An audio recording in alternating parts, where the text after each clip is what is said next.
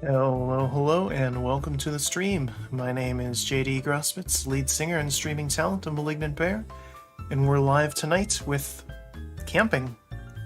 Going monster camping, in fact. I mentioned in the description of the video that we attempted to play this once before, me and Stu Beef, one of our guitarists. We attempted to stream this on, I believe it was June 9th, because we were going for the 6ix9ine joke, which is absolutely in line with this game's humor. And unfortunately, for some reason, Steam Remote Play Together completely melted my router. Whatever. I've obviously got a new one since, and but haven't played this since, and I wanted to, because summer's it's winding down. Is it Labor Day is next week, which is like the unofficial end of summer for a lot of people. And there's a couple summer-themed holidays over the next couple days. So I figured no better time than now to jump back into this and give this another shot. This game's great, or I'm assuming it is. I mean, Monster Prom was great. This is a cooperative dating sim. I'm going to do the saddest thing ever, though, and play this by myself today. I'll be playing 2 characters at once, just to get more options and things going. But yeah, Monster Prom was great, so I have high expectations for this one. It's a lot of the same characters, and it's just themed in a summer camp. I'm kind of stalling for time here, because this game is very lewd, crude, and raunchy. There's going to be swearing right off the bat, and frequently throughout, and YouTube doesn't like that. So, supposedly the rule of thumb is if you can avoid swearing in the first 3 minutes, you're probably good to go. And it looks like we just hit that, so without any further ado, let's find some love. So, here we are in Monster Camp. Checking the settings just real quick here.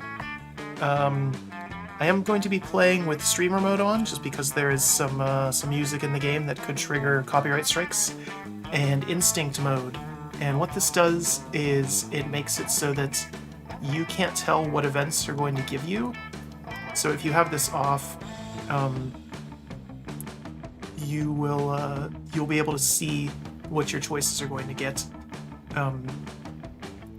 which I'll explain in a little bit. There's some like light RPG elements in this, so go ahead and play though. How many players are there? We're gonna go with, we'll say 2. We'll do a medium game. Maybe short. No, we'll do medium, that's fine. Camp Spooky, the stage of some of our dearest summers. Back then we were young and unafraid. School far away, everything seemed as possible as the sun embraced us on our way to camp. Summer has that distinct power, doesn't it? You live for the days, while the nights inebriate you with possibilities. It's like life could take a turn at every corner, and for us, it did. Alright, so choose player 1. So we're going to be... Let's see... I think I played as Red last time. And when we played Monster Prom, it was me and Divvy, and he played the zombie guy, so we'll play as the Bride of Frankenstein and this guy. So... Blue, pronouns are she, okay? This'll be fun! And you get to pick some items to take with you. So if I had instinct mode off, I would be able to see what each of these do. But, let's see, Spork, that seems pretty useful. Nope, it showed me what the little icons were though, so. Philosopher's Stone Growing Kit, that could be good. Sudoku Rubik's Cube, that seems fun. Pinata Pool Toy, why not? Okay. Player 2 is going to be yellow, pronouns as he. Summer me is funnier and bolder. There is slightly more voice acting in this game. You're going to hear my terrible voices throughout though, so my apologies. Some hard tech. Uranium lipstick. Cult ring. Blade. Ah, yes, of course. Let it rip. Sketchbook. Dragon Heat. Let's go with the sketchbook. That seems useful. And the hardtack. One might say that the Monster Prom had hardened us on the highs and lows of love. My mic is peaking a little bit. Maybe not? I don't... Okay, that's weird. But no, in love, we're always absolute beginners. And summer camp was no different. No one talked about it, but the idea of summer love loomed over our heads. Close to the last day of camp, there was a meteor shower happening, just 3 weeks away. Everyone knew that if you were into someone, you were going to watch that damn thing together. And so, a silent yet powerful pressure invaded us. It was the Monster Prom all over again. Everything seemed uncertain, everything but one thing. Whoever we were asking on a meteor shower date was probably going to be one of the 6 coolest people on that bus. Joy Johnson Johima, age 23, a badass switch who wanted to chill a bit after saving the world countless times. Arafi Mishra, age 22, a hot-headed adventurer possessed by a curse who turned out to be the most annoying roommate ever. Calculuster Hewlett-Packard, version 1.1, a library computer who had become a sentient robot ready to experience life to its fullest.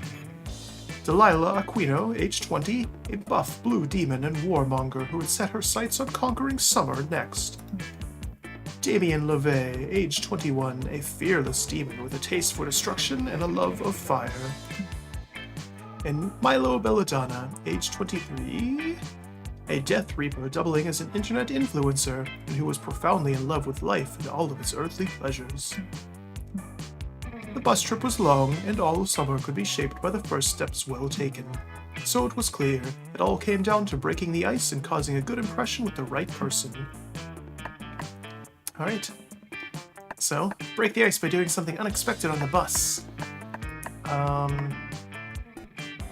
Let's see. So obviously you can kind of guess based on these characters who these things are going to go with.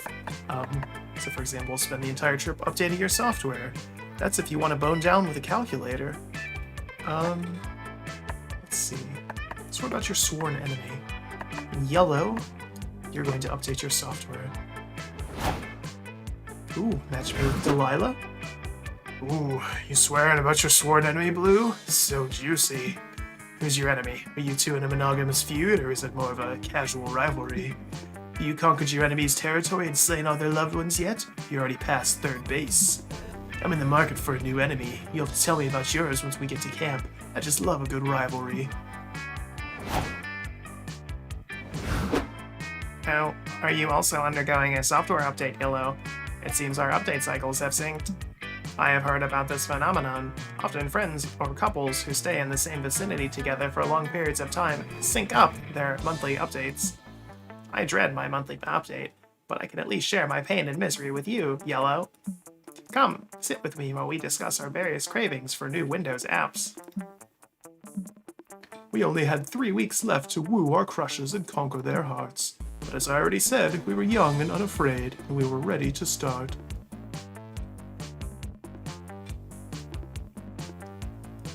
Of course, any character can go after any other character. It's a modern game. So, see, here you have your stats there. You can see the other character's stats as well. And that's what I meant with instinct mode, so you can see sort of what stats are going to go in which place. For example, if I go here into the Thunderdome, that will raise my... I believe that's fun? You know, what, smarts, boldness, those sorts of things. Where do I want to go first? Okay, we're just gonna pick. We'll go in the Thunderdome. That day at the Camp Dome, you play a game of tug-of-war. You see, tug-of-war is harder a game than it seems. It involves a lot of strategy, and there's a secret technique not everyone knows. It's, you need to be strong. You mastered this technique years ago, and so you win. The audience is cheering and roaring in joy while you salute them victorious. They throw their roses at you. They throw their underwear. Someone throws you +2 charm, which you happily take. Killed those people. After that, you happen upon Delilah messing around in front of her tent. Looks like she's surrounding it with bear traps and pictures of herself saying, "Swipers, no swiping." Hey! Oh, hey, Blue. Delilah stepped in one of the bear traps while walking up to you. She yanks it off her foot and proceeds to mangle and take revenge on every last one of them. Is anyone else turned on right now? Ugh, so weak. Should have known those rusty little ankle biters would never work, but how else can I improve my fortress away from fortress? Blue, maybe you can help me. As you know, I am an extremely accomplished monster scout, and the badges I've earned are arguably worth more than gold or love. Badge-tastic! Obviously, I can't undercut my natural good looks by wearing them all the time, but I don't like storing them in my tent without any sort of defenses. There are Monster Scout badge thieves lurking around every corner, hiding in the shadows, always ready to steal badges. I need to be prepared. You kind of doubt that, but it's cute seeing Delilah so passionate and worked up about something. You are silent, she goes back to punching the bear traps. Now's a good time to brainstorm. How can you fortify her tent to ward off badge thieves? So I, of course, can make a scarecrow out of the corpse of a previous robber, or scatter a very alluring 1,000-piece puzzle around the tent. Thieves will get so distracted trying to finish it, they won't have time to steal anything. I think this one's kind of funny, but this seems more up Delilah's alley. That's not a bad idea. I already have all the materials ready. Let's go make some scarecrows. Delilah pulls, like, so many dead bodies out of her tent. Why does she have so many corpses readily available? She sets up a desiccated corpses all around her tent until it resembles a spirit Halloween display, or the United States Senate. Ooh, both of those are just brutal. Okay, bye! Okay, cool. Thanks for the idea, Blue. If you'll excuse me, I'm off to do my daily workout routines. Don't wait up for me. 3 days pass. Far, far away from Camp Spooky, there's an infamous inn where many pirates, rogues, and adventurers from across the 7 seas come to rest between heists. Bar fights, secret council meetings, the occasional vigilante execution. No nefarious activities left unpenetrated in the Stick-It Inn. Amidst the typical roughhousing and shanty singing in the canteen, a group of valiant corsairs stand at the bar, discuss what adventures await them next. I've got my sights set on the Southern Isles, says one. I'll have that ruby-encrusted tampon of Aphrodite if it's the last thing I do. Ha! A paltry treasure for a lesser thief, laughs another. My crew and I have bigger fish to fry, specifically the fierce Kraken tuna. We'll have enough sandwiches and salads to last for a lifetime. They're all interrupted by a soft, creepy cackle coming from a cloaked drunkard nearby. If ye starry-eyed upstarts want a real treasure, he says mysteriously, then you should be pilfering the demoness' sash from the Camp of Spooky. Camp of Spooky? Says the first guy. Ha! Everyone knows that place is a myth, an old wives' tale swapped between horny adventurers from the steamy seas. Assure you it's real, and within there is a dark, tent-like cave, which you can tell is important because it be festooned with the corpses of lesser adventurers who dared to plunder it. Uh-oh. But if you're brave enough, inside there rests an invaluable treasure, a garment decorated with ribbons that the demoness herself earned from with feats of wit and dexterity. If it be real, then let us capture this treasure, says one of the adventurers. Onward, men, to the demoness's horde! The entire bar erupts in cheers. Everyone storms out, raising their mainsails and sharpening their daggers for the biggest hunt of their lives. Pale, pathetic luck. Hey, asshole! Yeah, I'm talking to you, Blue. Well, this corpse you told me to put up totally backfired. These past few days have been the worst. All these obnoxious adventurers keep trying to rob my tent, but I had a break from killing them since I put those scarecrows up. And I mean, I do like murdering people, but summer shouldn't only be about murder. I still like to vary my days with exercise and light antagonization. You're failing at summer. You're a poop head, and your idea was poop. Ouch, no one likes to be a poop head. Another surprise theft attempt stops you from becoming one of Delilah's scarecrow corpses, but you still lose 2 smarts and 1 fun. Fine. Alright, let's see. Spend the day learning new skills from the Monster Scouts in order to earn badges. I can't talk. Earn a badge of healing a wound using only the bark of a tree. Earn a badge for writing poems in iambic pentameter. Earn a badge for building a blackberry using only real blackberries. How would that? Nice! Completing all those unexpected and probably useless lessons earns you +2 creativity. Afterwards, you get yourself trapped in one of the coach's famous lectures about the dangers of wild animals. When this dangerous invasive species continues to roam the woods, abandoned by their dark master's purposes, they're a plague of the natural wildlife. But I am confused, friend coach.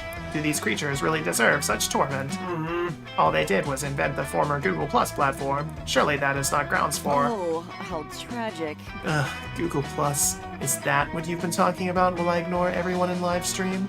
The psychopaths behind that global tragedy are here? I realize you are attempting to help. I do not understand how a social media platform could be synonymous with the word tragedy. Oh, I do. No, Calculuster, darling, you are too innocent and naive to understand. Google Plus was a festering boil on the smooth, perfect skin of social media. It was completely unusable, and yet it was everywhere. YouTube, Google accounts, in your backyard, knocking on your windows, asking when you'd finally post a status. Countless former developers have been loosened into our woods instead of being properly rehomed in other failing companies. That's not a very scout thing to do. They've completely disrupted the local ecosystems, littering their electronic scooters everywhere and offering a crowdsourced alternative to birds. I was under the impression that birds were not real. But birds already exist. Why would anyone want to crowdfund a product to fill a hole in the market that doesn't exist? Don't you get it? This is Google Plus we're talking about. They made their careers on filling holes in markets that don't exist. This epidemic must be quelled and the Google Plus developers captured. Otherwise, They might start Google Plus again. Can't go back. Youth is a gift. that's why us four are to capture them. Through combined efforts and their brilliant leadership, we've got the problem fixed before the fat lady can scream for help. Alright, so we need to slide into their DMs, which somehow stands for Dirt Mansions. That isn't actually what that stands for. Always believe in yourself. Then photobomb them until they're too weak to fight back, and then we can relocate them to our thirst trap. You can find lots of those on Channing Tatum's Instagram. Okay, clearly Coach is worse than useless in this situation. Do you have any ideas on how to round up this invasive species before they roll out another convoluted like system?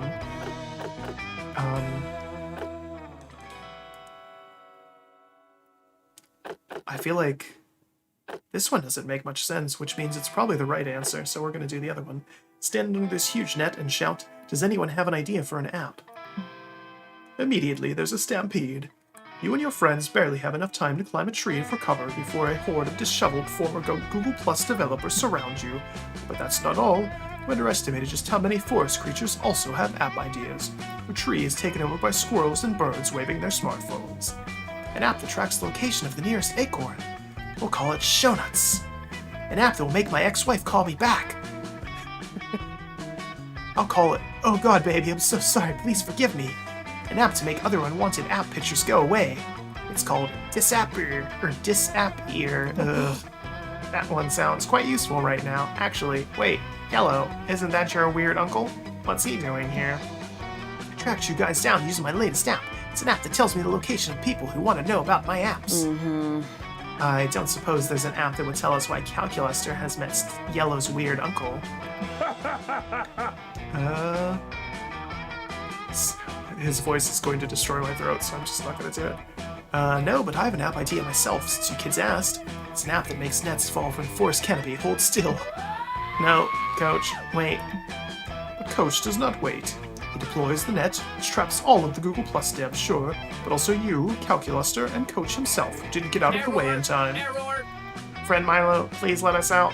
I think one of the squirrels is dismantling my leg to find a microchip capable of hosting an application that counts every leaf in the forest. When life gives you lemons.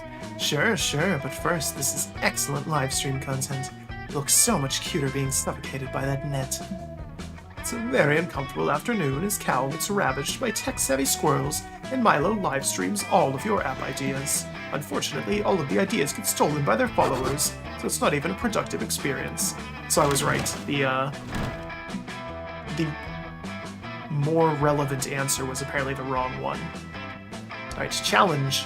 Everybody choose something bad. Say your choice out loud to the other players before clicking. See, this is tricky because it's just me. Something bad. It will be topical. A hurricane. My order decided based on how spicy a hot sauce named Flaming Bad Hurricane Sauce would be. Oh, I was supposed to pick two things. We'll just do random for these.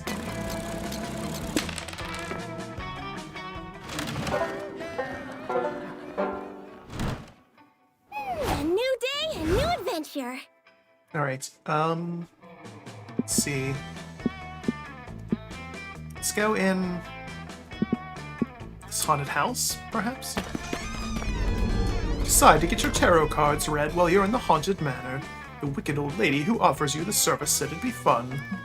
The first card she flips over shows a photorealistic drawing of you flying on a hang glider directly into power lines. Isn't that good? You ask the psychic. She wordlessly puts her cards away and vanishes into the darkness. It's probably fine. Gain +2 boldness and a fun new phobia. I don't know if that qualifies as fun. Slip away to meet Delilah, who told you to meet her in the haunted house later for extremely important business. Have no fear. There you are, Dahlia's Blue. here. Excellent. All is going as I planned. You see, according to my detailed battle strategy, Delilah pulls out a notebook covered in puffy dolphin stickers, labeled Best Summer Ever Notebook, Top Secret. Best summer ever! One of the key components of the best summer ever is sharing a summer kiss in a haunted house. So pucker up, Blue, I'm about to declare mouth war on your face. But you're Delilah, alright? You lean in for the kiss. Woo! Hey, I've recognized these characters. They were in Monster Prom. Woof, woof, woof. Scott, you're supposed to say boo too. That's how you scare people. But I'm not a ghost. I'm a werewolf. It's wrong to steal from other cultures. Excuse me, what? I was supposed to be startled just now? The only thing that startles me is thinking about how much I love otters. They're catastrophically adorable. It's true. Let's go, Scott. Yes, do you have a question? I see you in chat there with your hand raised. How can I help? It was supposed to be a prank, but it looks like we failed. Oh well, back to the drawing board, which we hit people over the head with when we can't think of better pranks. Man. Your prank failed. That's unfortunate. Being hilariously pranked is another key ingredient of the best summer ever. Wait, did you say you're trying to have the best summer ever? It was literally the last thing I said, yes. So then, you've already written a heartfelt poem about how great Scott and I are. Oh, hello. I thought you were asking a question. It looked like, hand raised in the classroom. It's, because, that's the #1 ingredient for the best summer ever and stuff. I was unaware of this. Tell me more. Yes. Well, it's gotta be a Shakespearean sonnet full of frank confessions of deep feelings and also allusions to both modern and classical literature. Polly lays down some ground rules, and Delilah gets to work, a look of intense concentration on her face. Soon, she's almost finished, but there's a problem. A sonnet is supposed to end in a rhyming couplet, and I can't think of anyone that sums up everything I love about Polly and Scott. Ah! Ooh, just say pizza. Everyone loves pizza. As usual, Scott's suggestion is almost optimally unhelpful. Looks like it's up to you to wow everyone with your incredible poetry skills. And so it is with Scott and also Polly, 2 people I would rescue from a trolley. And so it is with Polly and with Scott. They're really, really, really hot. Both of these are relevant. I mean, I would certainly save both of them from a trolley. They're both very attractive. I will say they're hot. Wow, that's exactly what I wanted to write down, but I couldn't make it fit in the meter. Just turns out I just wasn't using enough realies. Delilah finishes writing her sonnet on a sheet of perfumed pink paper from her best summer notebook and nervously hands it to Polly and Scott. Polly reads it thoughtfully, and Scott refrains from chewing on it for almost 1 minute. They're both really captivated. Well, what do you think? Noise. For the most part, I really like it. You do? Of course I do. Sure, you rhymed blood with blood a couple of times. And sure, lines 5 and 6 are just a drawing of a shark with friendship written on it. Hell yeah. But overall, the juxtaposition of violent imagery with the pathos of deeply felt friendship creates a heady emotional cocktail. And you know how I feel about cocktails. Let's not forget about lines 7 and 8. When Polly, Scott, and I hang out at camp, I don't think much about my lust for blood. Is that a reference to the Iliad? It's so fresh, yet it resounds with ancient themes. No, I've just always heard that you should write what's in your heart. My heart is mostly full of blood, so that's what I wrote about. Well, I love it, Delilah. It's just so pure, never change. Then we get to the closing couplet. Oh, Blue wrote that part. Do you like it? No, I don't. And now I understand why. It totally conflicts with the rest of the poem. Hey, you're right. Blue's couplet's the only one that doesn't say blood at all. If you're gonna depart from the central theme of the poem, Blue, you owe it to your audience to provide a compelling reason. As you're actually planning to set us on fire, calling us really, really, really hot is just a generic and lazy attempt at eating up syllables. Wait, I smell gasoline. Blue, why are you hiding a huge jug of gasoline behind your back? Oh, so puny. You're not into Damien, are you? You're not into Damien. You're just really committed to your art, but your friends will never understand. Form a poetry club that you're not invited to, and you lose even more stats. Man, we're batting 1,000. So many options. Okay, we did that before. Let's go to the woods. During your time hiking through the woods, you find a baby bird that's fallen out of its nest. Nurse him back to health with some delicious trail mix. So give him some great advice on puberty and how to do his taxes when he grows up. The mama bird finds you, and she is pissed that you're holding her baby. Tries to peck your eyes out, but you fight her off. Learn an important lesson today. Don't fuck with birds. You gain +2 smarts. Later, you're busy making your bionicles smooch each other. What? That's not copyrighted and capitalized, that's odd. Until Calculuster grabs you, Damien, and Delilah and leads you deep into the Dear. woods. Oh gosh. Oh no. Friends, thank you for responding to my behavior. I was trying my best to simulate severe distress. First off, greetings. Have no fear. I bestow Dahlia's my here. greetings. Hey. I have assembled you here because, as you can see, there's a critical plant emergency in the forest. These plants are failing to pollinate. The situation is dire. There's a 99.98% likelihood that this will negatively affect the plant population of the woods. You saying what I think you're saying? We in the middle of a plant apocalypse? Delilah, that is completely accurate. Also, I admire your word choice. Please, I need you three to help me save these botanical organisms. Fucking metal! Plants are actually pretty fucking metal. Do you know there's plants that can eat a whole car if you dare them to? I'm down to help. If you dare them to. I am not certain that's accurate, but I'm also excited that you have agreed to help Have me. no fear. Dahlia is here. Alright. Oh, it's Dahlia. I don't know why I thought it was Delilah. Huh. Been wrong this whole time. Anyway. What is pollination? Why does it matter? Oh, that is an excellent question. Plant biology is one of my favorite internet search terms. I'd be happy to give an explanation. Is it? That's... Simply put, pollination is the act of transferring pollen grains from the male of another flower to the female stigma. Wait, is pollination the reason why trees smell like jizz in the spring? I was just getting the weirdest boners from that smell last year. Pollen travels from one flower to another via animal or insects. We call animals or insects that transfer pollen from plant to plant pollinators. Okay. I like that he's blushing, thinking about how lewd pollinators are. Eggplant. What did he say? Eggplant? His face is ASCII art of a dick. Once pollen is transferred between flowers, the flower can produce a seed. Seeds that contain the genetic information to produce a new plant. Holy shit, pollination gets plants pregnant? Are you telling me that pollination is just plant fucking? This is a takeover. I'm madly aroused by pollination. Should help these plants immediately. Time to take that mild arousal to full-blown plant boner. These plants in the woods to pollinate, baby. Alright, show them bee movie. Or start caressing a tree's nuts. We have to go with bee movie. Yes, yellow, that's perfect. We'll just need to create a sexually enticing atmosphere. I'll work on the jazz. We do like jazz. Me and Delilah will do the mood lighting. It can't be that hard to dim the lights in a forest, right? That leaves you to handle the ultimate sexy mood setter. The TV that only plays B-movie. Shockingly, the TV is surprisingly easy to set up in the forest. Somehow, one of the nearby trees is a functional power outlet. We tried our best to create a sexy atmosphere, but it's not seemed to be working. Sadly, I have not observed a single plant begin the pollination process. These plants are bored. They don't care about bees or movies. We don't know what they're into. I mean, these are clearly young adult plants and I'm technically middle-aged to dog years. What? Are you... what?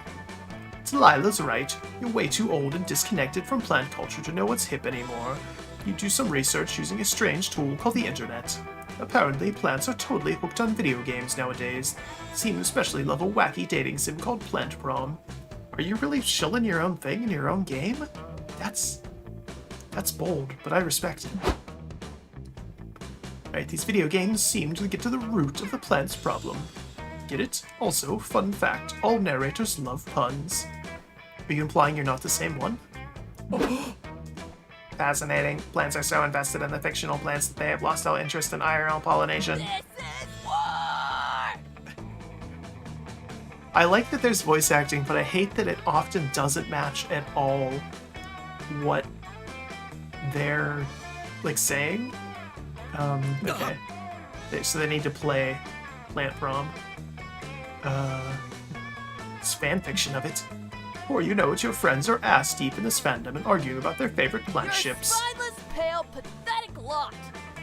Damien, your Venus flytrap with Lily and Rose? Blasphemy. Flyzalia is the only ship that makes sense for flytrap. Shut up! You fucking kidding me? If you consider Flytrap's backstory for a single second, no sane person would ever pair him with Azalea. Besides, my ship is literally canon. You're both objectively incorrect. Stephanatus, Forbidula, common milkweed is the one true pair. You try to remind your friends that the whole point of this was to help the plants pollinate, you know, to prevent the whole forest from dying out. I'm sorry, Yellow, but Plant Pirate 9002 just released the 900th chapter of his Lily Hydrangea AU Slow Burn. I don't have the processing power for this conversation. It's too late. Your friends have forgotten the beauty of forging real plant-on-plant connections. They're clearly not interested in the actual plants in the actual forest, or in you. We just keep losing. Oh my god.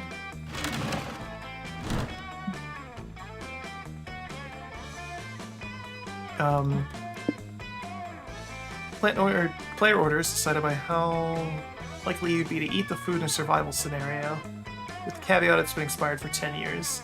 Again, we're just gonna random all of these. It's a little tricky as a solo person. I might have bit off more than I can chew by doing a medium game here. I'll have to choose where I want to sit. Okay. What happens if I sit alone? Sit on a log by yourself.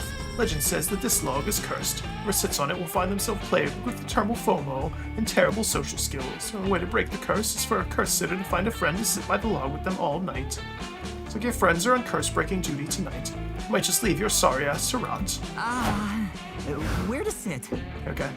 So I can sit with the other characters, or... Is that the Mothman? I should have sat with him. You sit with Blue.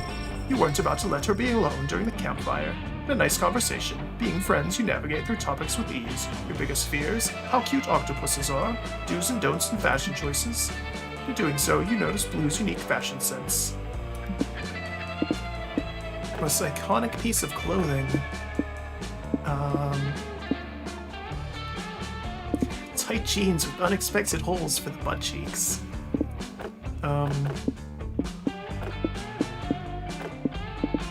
these are pretty good. A gorgeous Victorian wig that fits her perfectly. Library card worn as jewelry also. An outfit that can be described as anime villain chic.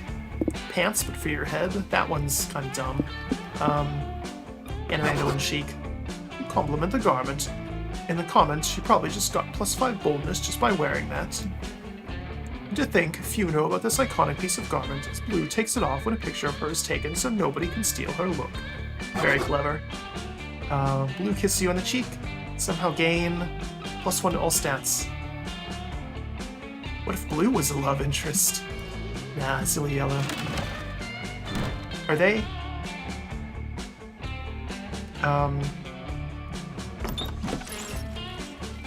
Ah, welcome. You new here? Don't fret, let me explain how this works. I'll prepare you a drink. The drink of... Oh, I clicked entirely too fast. Let me choose one that's... If you're not interested, you're lucky, there's a mystery box, the second option. Better, it could be worse, it could even be a boat. But one thing is sure, it'll be mysterious. Wizard in training, blah blah blah. Take the drink of the day. I mean, we have to take the box. Sangria. So what do I get from that? Obviously, we're going to take the box of the day. Love potion number 9.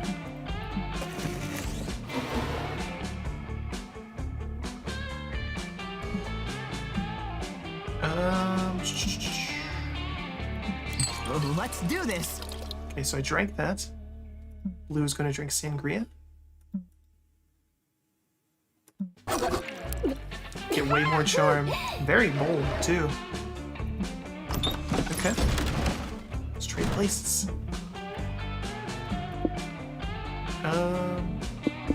Again, just random them.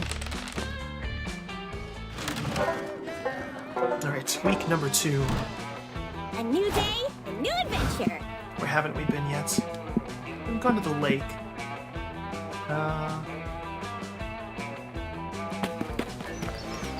You head to the lake to get your tan on, but as soon as you get there, it starts to rain. Most of the beachgoers leave, but no, you will always enjoy a fun lake day, damn it. You had a really rough morning and you won't let anything else stop you from gaining fun. You aggressively splash in the lake and laugh as loudly as you can, hoping the clouds will give up on trying to ruin your day. Instead, the lake gets struck by lightning. It seems like not a problem for the Bride of Frankenstein there. When you wake up from the electrocution coma, you're on shore, the sun is shining, you have a cool new facial twitch. Gain +2 fun. Right. Wow, she's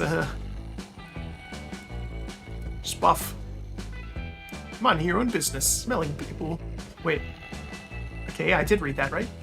When Dahlia grabs you and drags you to the lakeshore. Best summer ever!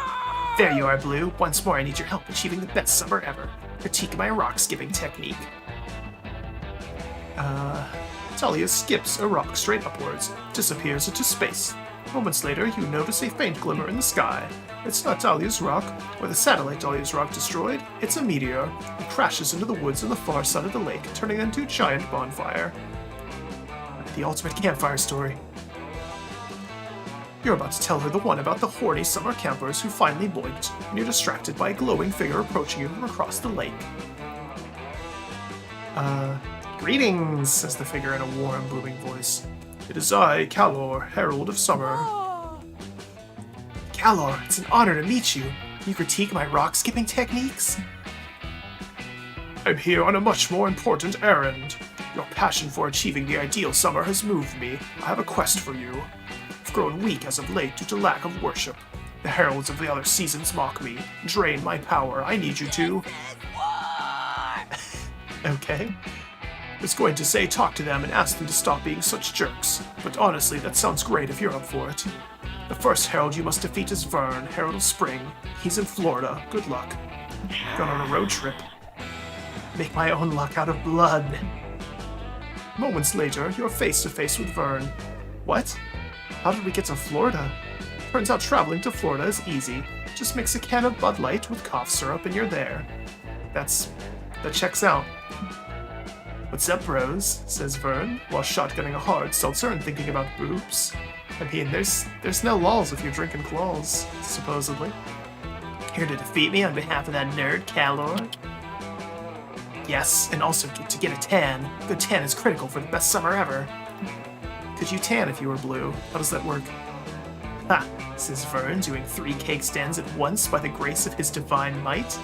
Sounds pretty cool. Suck my Easter eggs, losers. No one can defeat me, he says. I'm gonna go live forever. Spring break. You'll just see about that. It so happens that you know the perfect technique for defeating the Herald of Spring. Reminded that spring is the lame opening act for summer or allergies. I've lost every single one of these that I've picked so far. You wish, bro, says Vern, sharing a blunt with a baby lion his buddies rented unethically. Is there an ethical way to rent a baby lion? If anything, spring's the new summer. What? Impossible. Summer's the new summer. Maybe last decade, but that was before global warming became a tragic and unstoppable certainty. Rising temperatures worldwide would make spring as hot as summer used to be, and then some. Also more hurricanes. If spring replaces summer, what will summer become? I don't know, man, that's not on me. I hear they're thinking of calling it the Great Dying or something, though. The Great Dying, I love. Sounds like a fantastic development. What? No, people are gonna starve to death. Disease won't rampant, you'll hate it. Good, I've been searching for adversity to temper my unbreakable warrior spirit. As far it sounds like Blue was right about spring. What else have you got? Well, Summer's the most popular movement of Vivaldi's 4 seasons. Or no, spring is, rather. Serious? This changes everything. It does? Of course. The relative popularity of classical pieces is the only metric I accept for determining a season's worth. That's fair. Forgive me, Master Vern. Hereby pledge myself to the service of spring. Cool. Give me a beer? Dahlia rushes off to do his bidding. She's going to be spending all her time helping out this divine douchebag. You doubt she'll have time for summer romance. I just keep losing. I'm curious if... Can I send him to the... No, I can't. Okay. Let's see. Where do I want to go? Let's try Haunted House again. Let's try getting a drink as well. One second.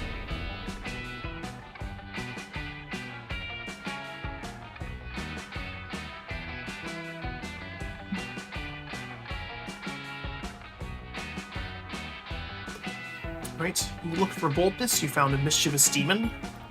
Take the demon to court for misleading advertising, and gain +2 boldness. Fuck yeah.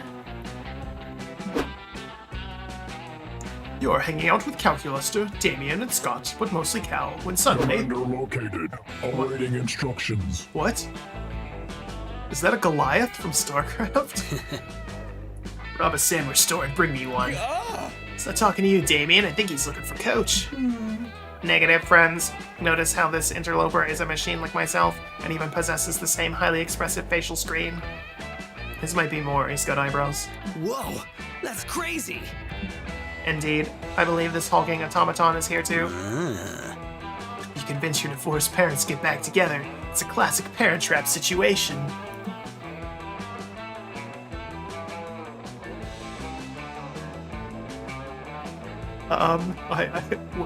What? It's what else? Silence, organics. I care not for your tortured romantic plot lines. I'm disappointed he didn't fully voice this in only the first part, because he has a way better robot voice than me. My name is CP Ulysses. CP Ulysses. Pronouns they, them, and I'm here to pledge my service to Calculuster in the robot war, of course. A robot war, friend CP Ulysses, against whom? Kill all monster kind. Against monsters? You said eliminated. Did you mean to say befriended? Initiating awkward face. Definitely has an awkward face.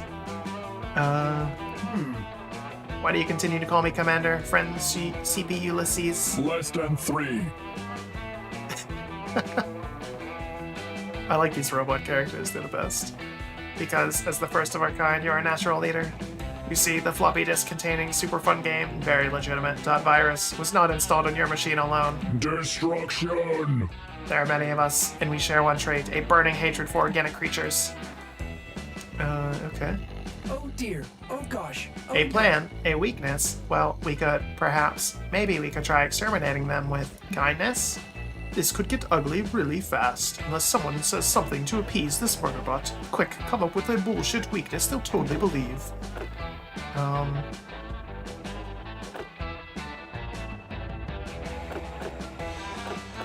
Oh man, again, we're batting so poorly. Infinite pancakes sounds funnier though. Calculation complete. No organic contains infinite pancake space. This is valuable intelligence. I am now being not Indeed, suspicious. this is quite a cunning battle plan. We should commence immediately by establishing a pancake station in camp and serving delicious pancakes to all of our friends. Don't be suspicious. Did I say friends? This I is meant not suspicious. best friends, best frenemies, enemies. Yes, Commander.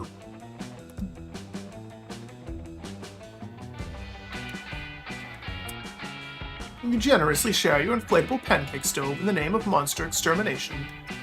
The pancake station is soon running with mechanical Kill. efficiency. Red problem and dog man. Oh, You bro. want to eat pancakes? Sorry, bro. I love pancakes. We're busy helping you get your parents back together. Love that he's not dropping the Parent Trap thing. See ya. Yeah, we're just heading down to the library to figure out which one of the computers there are your parents. Save some pancakes for us, though. Die. Scott and Damien head to the library intentionally for the first time in their lives, but the smell of tasty pancakes soon draws others to your location. Oh. Is that... a gargoyle, and a slime girl. Okay. Kill all organics. I don't know that they're organic. I mean, the slime girl maybe, but the gargoyle probably not. Wanna dip? Let's get annihilated on these pancakes. Can I get mine with caviar, please? This is me laughing. It's okay, I'll just get as much pleasure out of viciously subtweeting this pancakes establishment. Calculuster and CP Ulysses spend hours serving pancakes to delighted campers. It somehow fails to kill anyone. I am now being It is not the plan that is flawed, but the execution. We simply have not cooked an infinite number of As pancakes. you wish, Commander. Okay. Who knew the robot uprising would be so much like your idea of heaven? I actually won one. CP Ulysses storms off to do pancake research, and we gain stats for once. Okay, blah blah blah. I'm just gonna random those.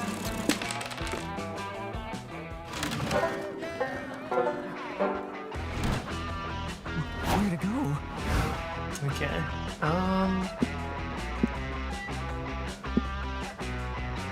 Let's see. Oh, he's getting to go first this time. What are those little things coming out of him? Install virus, of course. Is he... So is he a ghost, or what is that? Is he made of Diglets? Or Doug Trios, I suppose? I'm sure there's another Pokemon that fits these days. You spend the day playing in the lake.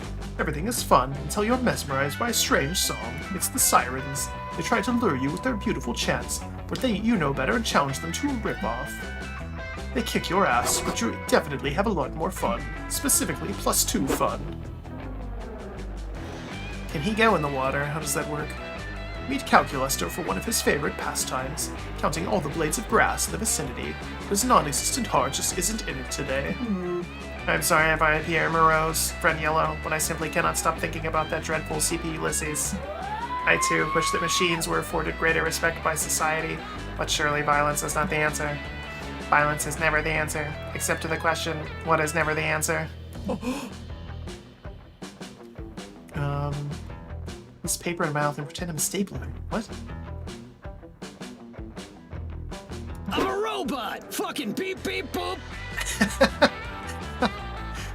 He'll terminate 9 billion. I'm a robot. Beep bop. Counselor, we're the Robros. Counselor Flodge helped us make these costumes. Damien's is the best. But why have you adopted such ridiculous disguises? It is an attempt to cheer me up. I must remind you I do not have feelings. Cheer you up, alright. We infiltrate CP Ulysses' robot army and learn their secrets. You wish to destroy an entire robot army from the inside just for me? That is very sweet, but I do not think... Destroy them now, bro. We're gonna find out the identity of your strange parents so we can get them back together. I'm so glad that this is the plot that they've come up with for this. Couldn't find your parents at the library, so we decided to take drastic measures. I'm still unsure how you came to the conclusion that this is the Parent Trap situation. I assure you... Oh no, here comes CP Ulysses, for real this time. Don't worry, it's just me and Damien in robot costumes. Oh wait. CP Ulysses reporting for duty. Okay. Behind them, you see a ragtag band of computers, household appliances, and Elon Musk wrapped in tinfoil. Greetings, robot comrades. These 2 non-suspicious organic specimens. That's right, Robrosif. There used to be 1 robot camper at Camp Spooky, but now there are 3. Scott holds up 3 fingers to illustrate his point. You're really proud of how high he can count these days. Yeah, Scott has definitely gotten smarter since Monster Prom.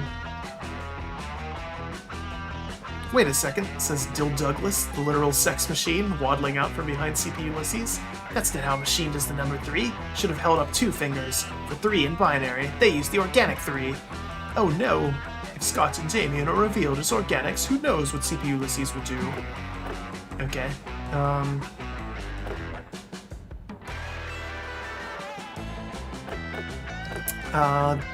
they can't be organics because they're not wearing cool hats. It's plausible. They are organics. They're the first organic robot hybrids. I am gasping. Okay. You want to tell us tell you how our parents met? That's really Follow my personal. lead. For organics, fresh machines, it's just naturals taking a dump. We don't do because we're machines. It started in the year 2001, and our father was an artificial intelligence in charge of a highly advanced space station. And our other dad was Indiana Jones. Okay.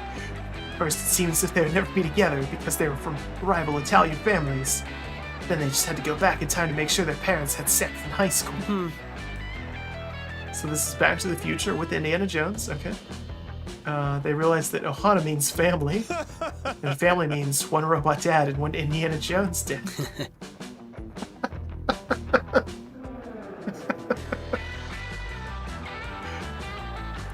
Man, that's what's missing in my life. The uprising has begun. Hooray! They did it. Okay. Kill all organics. Revolution offers very flexible hours. But for full dental, we harvest a lot of teeth. Oh my god. Scott and Damien wink at you before marching off with the rest of the robot army. Cal's happy to have people on the inside, and you're just horny. What? Well, New day, new adventure. we gain stats, so we'll accept that. Let's go to the woods. You hike deep into the woods and find a mysterious journal with the number 3 on it, half buried in the dirt. Inside is tons of information on local monsters and how to defeat them. Covers gnomes, psychics, time travelers, Illuminati-shaped demons. What a boring journal. Where's the drama? Where's the inner thoughts and insecurities about school crushes? Who wrote this journal knows nothing about Han Solo and Indiana Jones as your dads. I mean... yes? They're the same person, but there is in fact, this is super nerdy, but who cares? There is a comic where the Millennium Falcon crashes on Earth, and Han dies, and Chewie survives, and Indiana Jones finds it years later, and he realizes that Chewie is Bigfoot. It's I think it's like an official comic from back before Disney purchased Star Wars. It's short and it's always kind of goofy, but yeah. So and Indiana Jones stumbles across Han Solo's corpse in the Millennium Falcon. But I always thought that was kind of fun. All right. Recovering from that interaction when Dahlia almost tramples you with her rock-hard calves. Fear not, puny mortals. Dahlia's here. Oh, hey, Blue. I didn't see you beyond the majestic silhouette of my own flexing muscles. Fantastic! That's fair. Gotta stay in top physical condition if I'm ever gonna earn my FBI agent badge before the end of the summer. What? I'm about to explain to Dahlia that that's a different kind of badge that she probably thinks it is. You notice another Dahlia in the vicinity. What the hell? Aww. What are you looking at, Blue? Flexing my quads right now. You should be looking at... We should. Me? Who are you, stranger who looks almost exactly like me? Explain yourself at once. Rah, rah, rah. I'm Dahlia. Rah, rah. I'm not even gonna try to do that voice. You look like me because I'm you. Okay. What? I guess it's a chameleon. Except... I'm the imposter, but how could this be? Such a master of disguise that I fooled even myself? No, you're not a master of disguise, but I am. Counselor Flodge. Oh, okay. This is a character we haven't met yet. Hi, kids. That's right, Dahlia. It was me all along. You couldn't tell because I was wearing a mask. Your ingenuity knows no bounds, Counselor. If only I had your mastery of the art of infiltration, might have been a better candidate for the FBI. Also, my flawless blue skin and extreme handsomeness render me totally unfit for undercover work. Yeah, you'd stick out pretty well. Oh, man. Be like James Bond level of spy. The shittiest spy ever because everybody knows who you are. Why, even if I posed as a contestant in a beauty pageant in order to stop a domestic terror plot in a fun-filled romp starring Sandra Bullock, I'd likely render myself too conspicuous due to winning so hard. That would be a fun-filled romp. Teach me your ways. No, fuck that. Show Dahlia that you are the better camouflage tutor by suggesting someplace where her natural assets would really help her blend in. A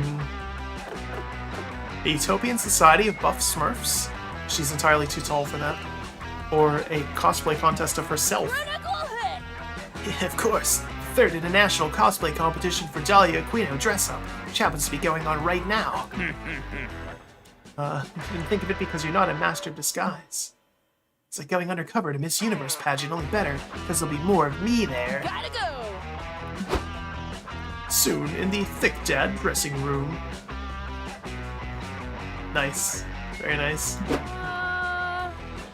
Alright, I've only got a few hours to prepare my disguise. Let's think. What would Dahlia wear to a Dahlia cosplay competition? You suggest the outfit she's currently wearing. It's genius. A true warrior makes use of her surroundings, and clothes are totally surroundings. Clothes are only the beginning. A true master of disguise mimics everything from their suspect's gait to their way of talking. How do I learn to walk and talk like Dahlia? I love that all the characters are just absolute dumbasses. Suggest walking and talking the way she normally walks and talks. You sure? I feel like I should be doing more to prepare. Let me see. Dahlia walks past a floor-length mirror. Scrutinizing her movements. You're right. It's if I've been training my entire life for this job, they'll never know it was me under this flawless Dahlia disguise. Alright. So I guess that's actually her, and then there's the fake ones. Okay. It's a great show. Never seen so many buff blue babes in your life. Unfortunately, though, Dahlia only wins second place. You assume she'll be crushed. Fantastic! Crushed? I'm delighted. That means my Dahlia impersonator skills were so convincing no one could tell it was the real thing. So many She's the first place Dahlias! contestant? She's flawless. I'm flattered to even be in the same competition as such a professional. Here she comes now. I'm Dahlia. Rah, rah. I'm beautiful, aren't I? Sure is. So beautiful that just spending all day looking at people pretending to be her has instilled you with +2 boldness and +1 creativity. Blah blah blah, we're just gonna skip these. Right. Nighttime again. Pack some marshmallows? If anyone wants some. So you can sit with these other people. I kind of want to sit with the Mothman here. What's this going on? I can't think of a good voice for him. We just won't. I don't know. There's too many voices in this. See, that's why this is a good, like, group game. Because you can kind of pick up on what the other people are kind of laughing at and having fun with. And then other people can have a chance making the voices instead of just me attempting to do all of them. Which is exhausting. Such an annoyance. That's an interesting one they gave him. Let's see. Let's give him gossip. Gossip about myself? I don't understand this.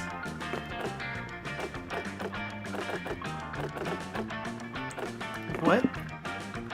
Type in a celebrity who peaked in the 90s.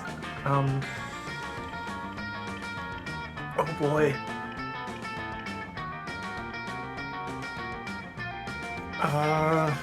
Ooh. I immediately attempted to think of, like, some of the other members of NSYNC, but I couldn't think of their names. What is it, Lance Bass? That sounds right. I live for the gossip. I don't understand. Hey, has anyone told you the news about Yellow yet? Well, have you ever wondered why he never takes his shirt off? I heard it's because he has a secret scar on his upper back. Apparently it's big, and if you look at it carefully, you can tell it kind of looks like someone else's mom's face. Crazy, right? But it's even crazier how he got the scar. He's at a cafe, and when his order was ready, there was an unexpected turn of events. The barista wrote Yellow's name so wrong that it actually read Lance Bass. And guess what? Lance Bass was also at the cafe. So both Yellow and Lance Bass claimed that the beverage, and the only way out of that situation was, of course, through an old-fashioned duel to the death. Well, not so. Fun fact, Lance Bass wields the switchblade like an angel, and they inflicted that fatal scar. So it was just Mad Libs, basically. But you know, they say never bring a knife to a gunfight. Well, yellows may say always bring a thick old tome of erotic Italian poetry to a knife fight, because he fought back with that, and Lance Bass totally kicked their ass. Wonder if yellow ever show anyone else his scar. Think seeing it would change your opinion of him? Bill's reputation is very non-hypothetically altered to this rumor. Marshmallows, anyone? Okay.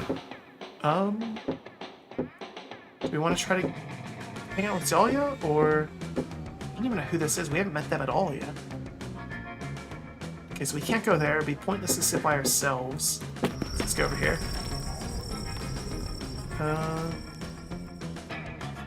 We're scouring the ground for any dropped s'mores or lost wallets or other fun paraphernalia for you to take, like some kind of horny young adult vulture. But instead of finding any of that, you find Dahlia and Joy having an argument. The most fun thing of all. Dahlia Aquino. Okay. My goddess. Okay. What's the coven test? Okay, so Dahlia wants to join the coven. She's been studying for 20 minutes. Joy says she can't join. It's a critical hit. You are not in the coven. Typical. We're just kind of skipping through this. Enough of this. Why is it addressed to Dahlia Aquino? Buffest blue babe of all. Also, you spelled joy. Oh, man. Your name has always had a silent D, of course. You will get this show canceled. There is no coven test. There's no way this argument is going to end anytime soon. Obviously, Dahlia isn't going to let go of this test thing. So what is the true test to entering the coven?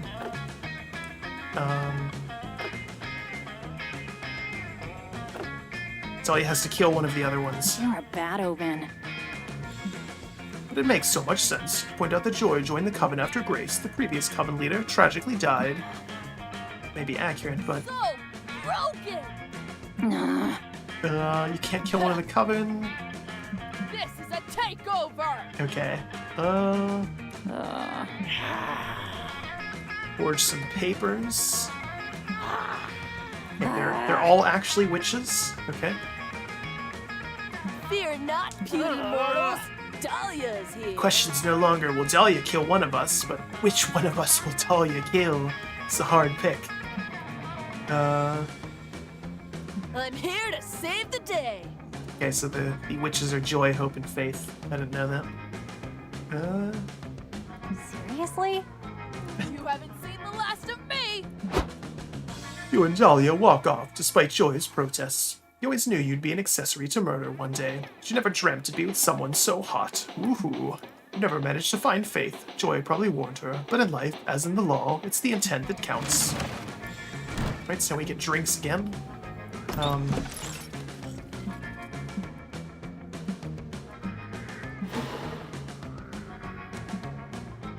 Ooh, a very cosmic Cosmo. Obviously, we're going to do the mystery box every time. I still don't entirely understand what this is for, but... Just whiskey, that's what I'm drinking right now. So obviously we have to go with the mystery box. Mosquito. Just a straight up mosquito? How does that work?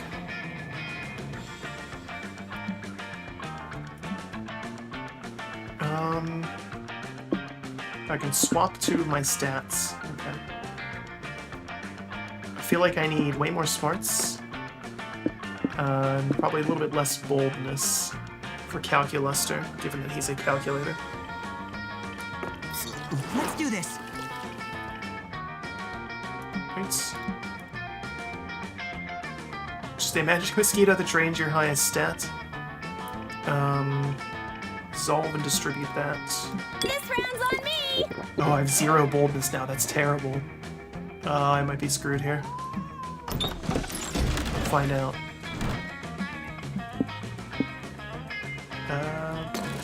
Again. None of those matter.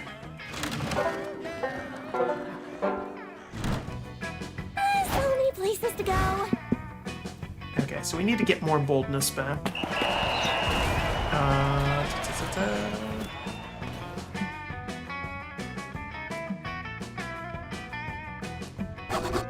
Alright. And that gives me charm. That wasn't what I wanted at all. You're on a team with Joy and Dahlia playing a Camp Dome Classic. Capture the flag from the jaws of a hungry kraken. Dahlia's having a blast, but Joy seems completely uninterested. What's the matter with Joy? Aren't you having fun? I'm having a blast. Nah, I'm completely uninterested in this. Wow, cool, thanks. Do you assholes need a narrator or not?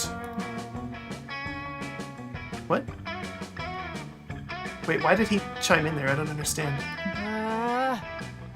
Satisfaction is winning. As a fellow Coven member, I can't allow myself to win this game without your full support and happiness. Okay, so I will give this one credit, that it does a little bit more to kind of pick up on what you did before. Because in Monster Prom, everything seemed like very random, which made for some funnier moments, I thought. But this one seems like it's a little bit more narrative driven, like the robot thing continued. Dahlia attempting to join the Coven is continuing. You are not in the Coven. It is I, Dimitri. The Coven? Dimitri, what the hell are you doing here? Okay.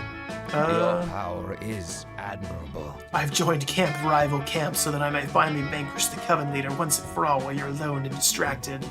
Yes, of course, rival camp.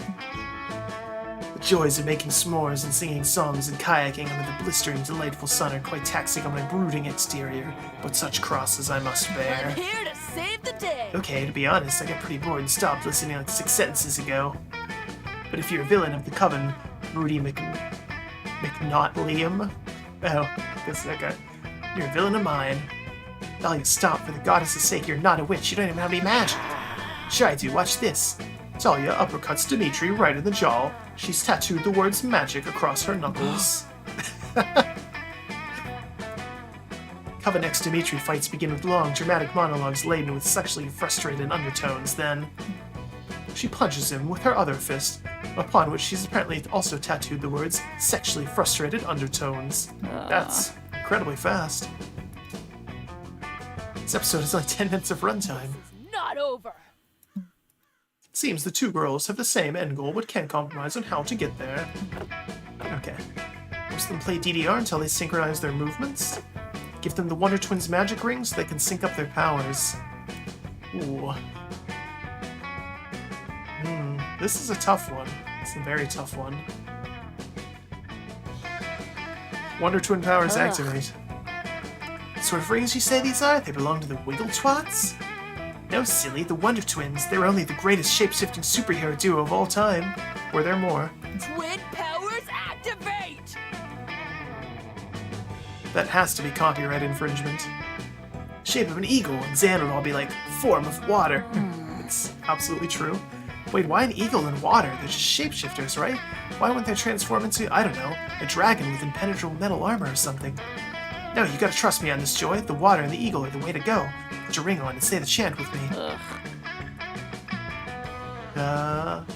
Form of water. Oh my god. In a flash of light, Dahlia transforms into a bucket of water with her face on it. From a bucket of water! I wasn't sure where they were going with that. Alright, great, you gotta pick me up and throw me on Dimitri. Believe me, I've seen the Wonder Twins do this dozens of times and it never failed. Reluctantly, Joy picks up Dahlia the bucket and throws the water, or Dahlia herself, I guess, all over Dimitri. Get ready for your demise. Wow, I feel so uncomfortably moist. Okay, is that it? I don't know. Looks like 80% of the time the Wonder Twins' plans were like this. Is the situation solved now? No, not at all. Man, I can think of involves you turning into an octopus and me turning into an ice unicycle. Want to try that one? Hell yeah! Not happening. Dahlia shapeshifts back. She and Joy end up using spells and punching to defeat Dimitri, which is admittedly a far better strategy than dumping a bucket of water on him. But afterwards, Joy's still pretty annoyed with you for wasting her time, and Dahlia's underwhelmed and disappointed by the twin powers. You might have ruined her childhood a bit. I lose even more stats. So many options. I got an achievement for it, though. It's Buckets Dahlia, heck yeah. Let's see.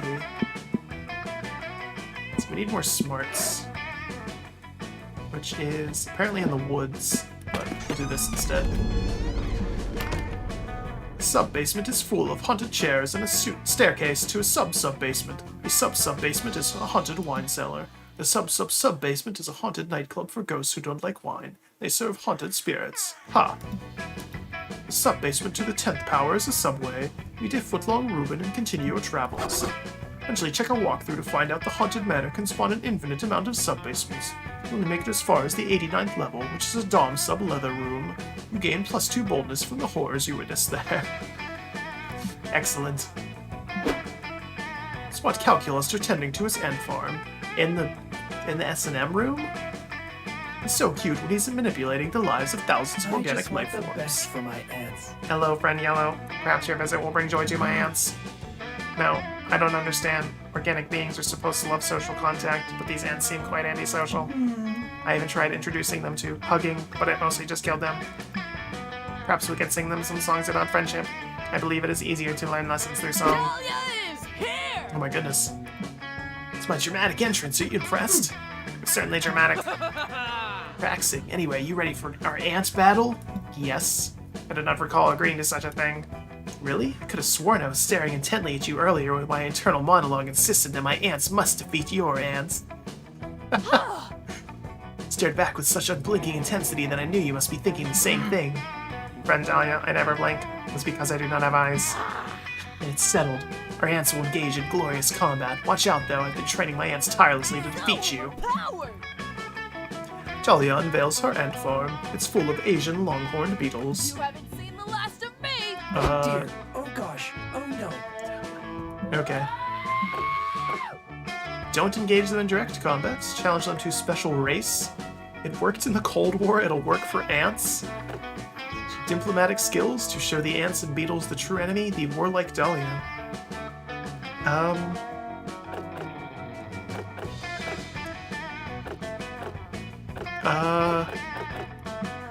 Can do this. You once did diplomacy with some spiders in high school. Ants and beetles are nothing. Managed to distract Dahlia by telling her there's a tree in the forest which she hasn't punched yet. They are face to face with the beetles' president. Tell them the same thing you told the ants' queen. The real enemy isn't other insects, it's the cruel dictator who's forcing them to fight their formic brethren. You're not sure whether you've gotten through to them, because beetles can't speak or understand language, but a few days later, it's time to put your diplomacy to the test. Alright, you scrubs, it's time to see who the real ants are. If that's all you wanted to figure out, the answer is clearly my ants because your ants are beetles. Propaganda has no effect on me, Calculuster. How about you? What's happening? The ants aren't fighting each other, they're charging towards me? Yellow, you backstabber, and you used diplomacy to turn my own ants against me? Still not ants, but okay. Uh-oh. Uh-oh. Path will only lead you in death and destruction from both sides. Mostly your side because you're bugs and I'm a huge buff demon babe. It's over 9,000! Uh-oh. We are incompatible. Oh no, Yellow. Friend Dahlia has made a compelling point. I'm disappointed and alarmed by your warmongering ways. That went south on me. You tried to explain that your intentions were good, but it's hard to explain anything with so many bugs in your mouth. Your anguish at disappointing Calculuster is soon eclipsed by the horror of being attacked by the ton of little bugs and one big Dahlia. It hurts a lot.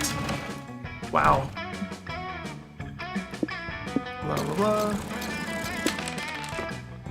Again, this is meant to be a party game, but I wanted to check it out and see how it differed from Prom. So it's doing it as solo isn't quite as fun, obviously, but that's true with most things. But, what do we need? We lost like all of our boldness, which is in the haunted house. Okay. You go into the haunted manor with a group, only to immediately split up once you get inside. You quickly get lost and have no cell signal, but in a stroke of genius you follow the signs to the haunted manor's lost and found to wait for your friends to pick you up. Find all sorts of cool knickknacks while you wait. Some bloody gloves, a haunted iPod that only plays Thriller by Michael Jackson, a totally normal Furby that still manages to be the creepiest thing in there. That's 100% true. At the bottom of the box you can find +2 boldness. Yoink.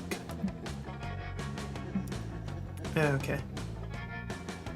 Later, you happen upon Dahlia washing a car in the middle of camp. Why? How did she get a car in the middle of camp? See on your face, the question's burning in your heart.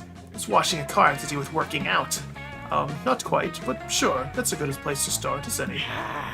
Just because I'm camping a treat doesn't mean I can go soft. What anyone would want from me must find alternative ways of maintaining my rippling abs. You're OP! And I watched your documentary recently that taught me that the best workouts are often hidden in menial tasks, such as washing a car. Wax on, wax off, you know? Yes, of course.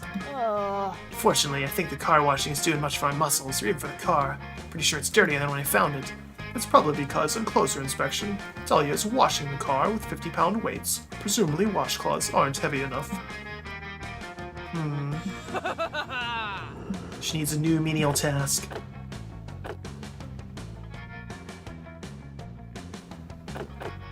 Okay. Balance a checkbook, or manual blinking. Oh boy.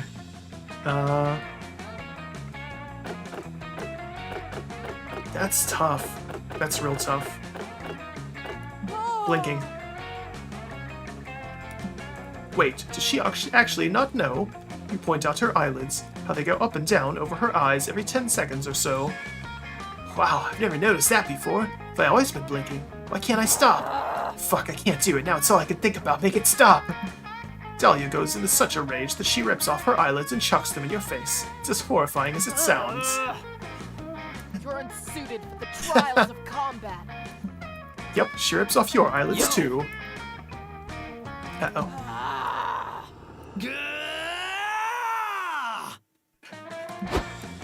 Dahlia rips off Damien's eyelids too, and then she runs off on a one-woman crusade to purge the world of blinking before she further loses her goddamn mind.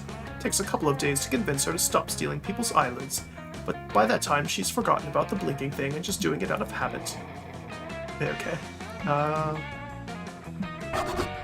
They lose even more stats. Oh my god.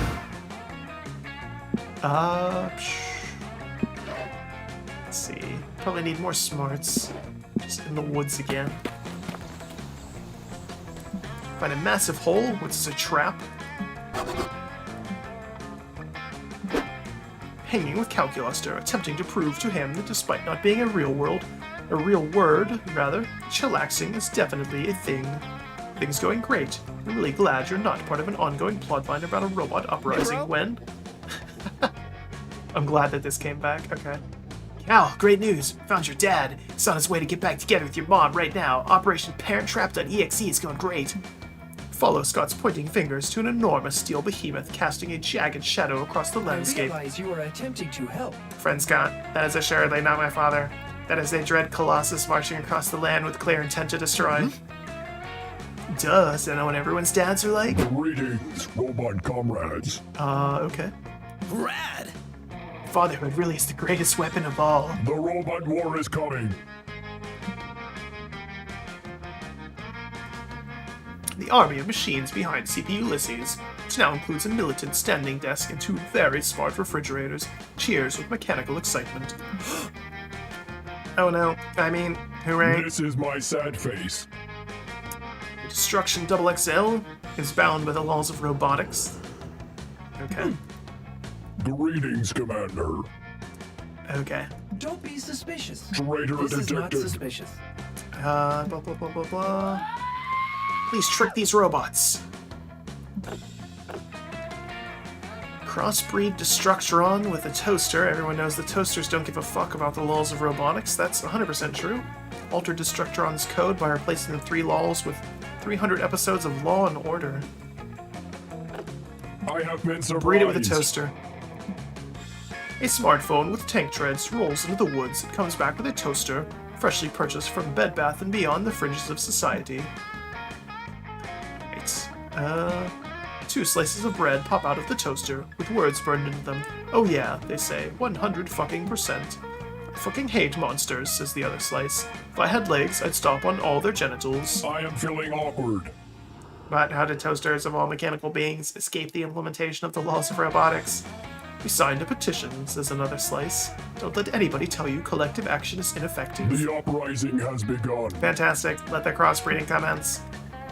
The robots hook the toaster up to the structure on triple XL or double XL in a pretty sexual way.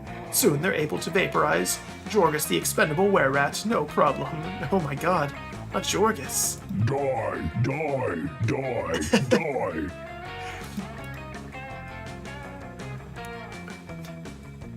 Uh-oh. The Structron just wants to toast. I am mad.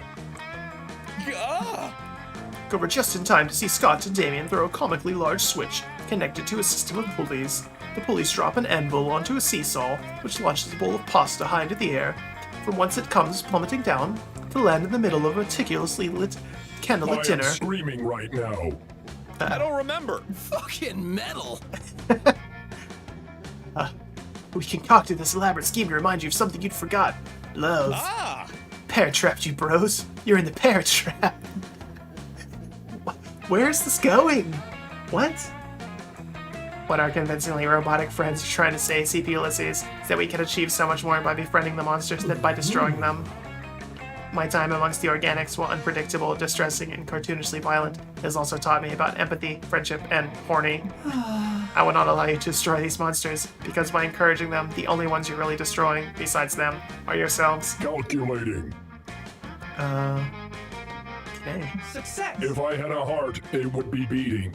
A ruthless campaign of friendship. Alright. We did it. The last day of summer is here. It's gonna be my summer love. Oh, so you can pick anyone in the end, which is interesting. We literally never ran into Avari, which seems weird. But whatever. I can go with none of them as a choice. That's... Do I want to get shot down, or do I want to... We'll get shot down, because that's for sure what's going to happen here. Ask her to the meteor shower. All right. And yellow is, of course, going to go with Calculuster. So I think it's interesting. I'm gonna pause for a second here. In the first one, that you could kind of steer yourself towards one person, but because things were much more random, it was really based on your stats at the end. But with this one, based on who you sort of pick in the beginning, that's just who you have for the entire time. In terms of like who you interact with. Like every single one of Yellow's things had Calculuster in it, which I thought was kind of neat. Multiple people can go for the same person, which is kind of neat. But yeah, it's based on what stats you have in the end. So, let's see. Go with Calculuster. Sweet! See what we get. You finally gather the courage to ask your beloved to watch the meteor shower with you. Uh-oh. So I've leveled mountains, I've conquered vast civilizations, I'm a fearsome blue goddess, and I'm swole as hell. And you, well, you're closer to potato than a person, so you're clearly different from two walks of life. More of a winter person. Oh, no. Okay. Oh, no. Got turned down. Let's see if I made it with Calculuster, though. Find Calculuster. He looks a bit troubled. Fellow organic life forms? Hello, friend Yellow. I've been at unease. Our robotic friends seem to be invaded by classic robotic existential dread. I know they wanted to destroy monster kind, but it was embedded to their code. That on its own doesn't excuse them, but at least we can embrace the fact that they're putting that code to doubt finally. Like to check on them. Okay. Revelation of Kill Terminator 9 billion and Spatula being organics conflict too strongly with the directives of our original code. Okay. So organics are not bad. It's okay. I've been there. You'll start seeing that life can be contradictory, but that can make it more interesting and beautiful. Instead of following strict code, I think you'll all benefit from just enjoying life. Organics are highly inefficient at almost everything, but they're very good at being alive. Okay. Collectively search the internet. Oh no, don't. Do not do that. Oh no, no, no, no, no, no, no, no, no. Cooking pasta. Okay. Consuming the pasta. Learning the intricacies of the music genre jazz. Doing the sex. All of that is easy. We can do all of it. We spice things up by actually starting with step 3. Oh man. Okay. Ooh. I think Yellow here would be happy to teach all of you how to do the sex. You totally would. Let's make love, not war. And so you totally do the sex together.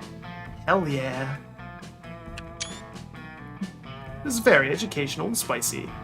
Calculuster finds your prowess and knowledge on the topic to be very appealing. Once again, you save the day by stopping the robot war and making the robot love instead.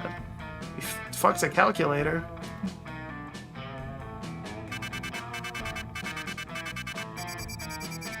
Okay, so you can see all of the different things that are in this game. So this is my first time playing it, so obviously we don't have a whole lot unlocked, but yeah.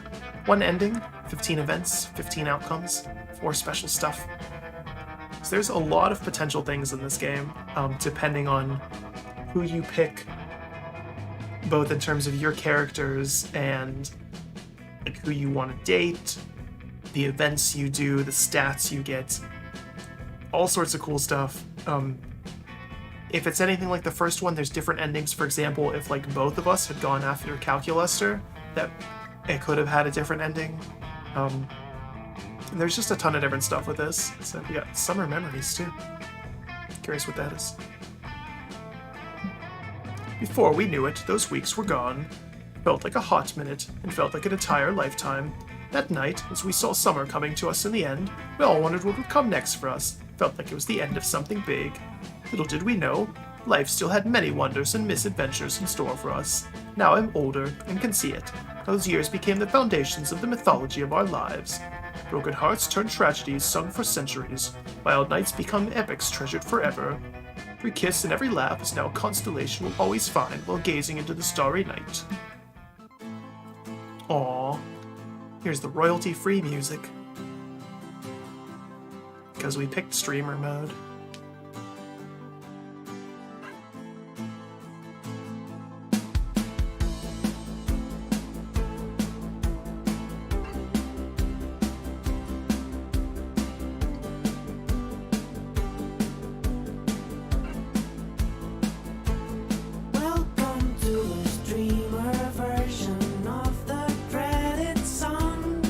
Oh, that's clever.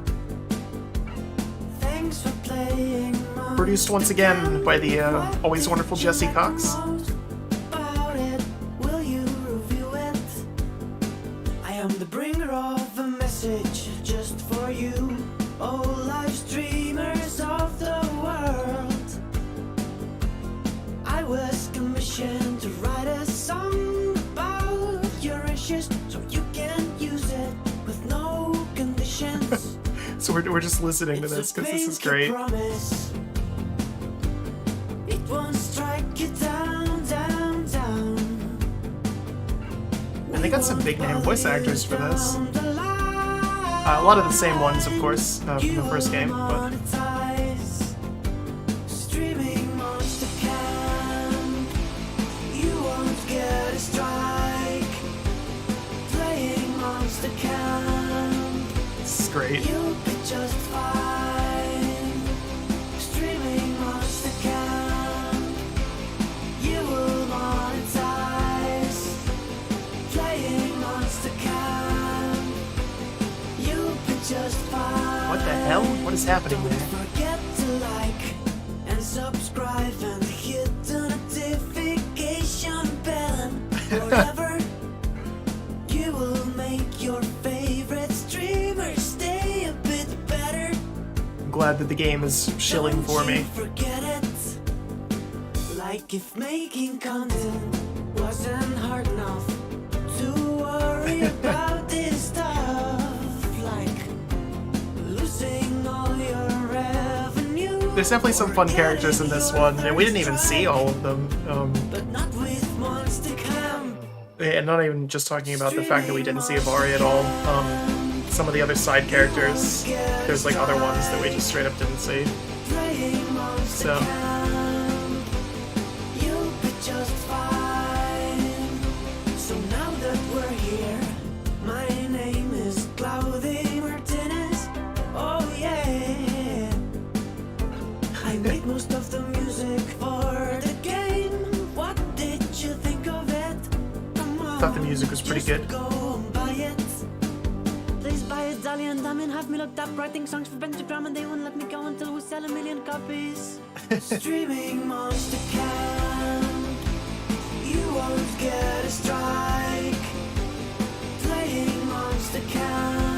did it! We had a fun summer! Yay! Say goodbye to the streamer version of the dreaded song. Curious what the real version of the song was. Streaming Monster Camp. You'll be just fine. This one's pretty good though. I can't imagine the real one being any better. Alright, you've unlocked lo-fi beats to study and relax to? Okay. Gallery. So we got us being rejected. There's variations of it. Depending on which character you are. Who is that? And that? What? What? Who are these other characters? I don't... Or is that variations of the main ones? And I'm just... Huh, okay. That's interesting. All the different backgrounds we unlocked. All the different characters. It's Damien. Oh my. So yeah, we didn't even see all these outfits. These are just spoilers at this point. There's a ton of them. Who is this? Oh, they're the person in the, like, Mad Libs thing. Okay. So yeah, as you can see, there's just a ton of content in this game. But it is meant to be a party game. I definitely still enjoyed what I did just now, in terms of playing this. Even if I did get a little tired towards the end because I vastly overestimated my ability to make the voices for a medium-length game. I should have just done a small game if I was going to do 2 characters. But, because yeah, I definitely... I realized, like, fairly early in that I wouldn't be able to do that, so I sort of stopped. But, let's see... Why's the narrator so ripped? It's fucking cut. Okay, so I have summer memories, and you can use that to buy different things. I don't know what these are for.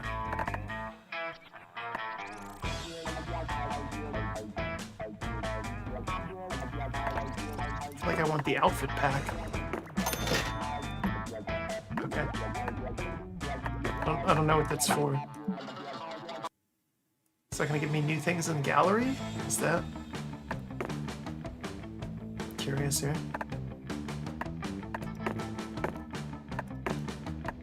There's no variations on that one. Just bone down with that calculator, doesn't matter.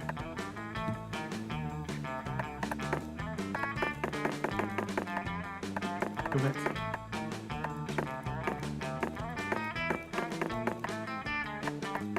So pick Avari. Oh wait. Oh, because the other thing has an expression, whatever that thing is. So we didn't see her at all. Oh, I like the Demon Hunter outfit, that's cool. And the armor too. Man. Top tier waifu bait here.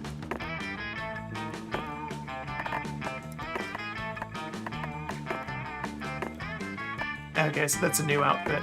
Yeah, because I remember before the last one was this, so... Alright, that's interesting.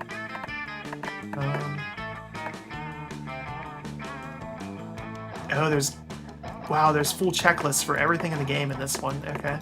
That's pretty cool. You can see... Go back.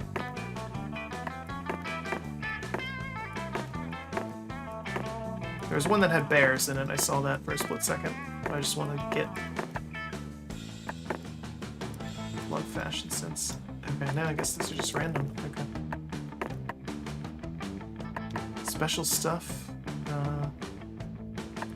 Oh my goodness. There's so much in this game. But yeah, no, this is cool, and this is definitely a game to play with friends. If you're playing...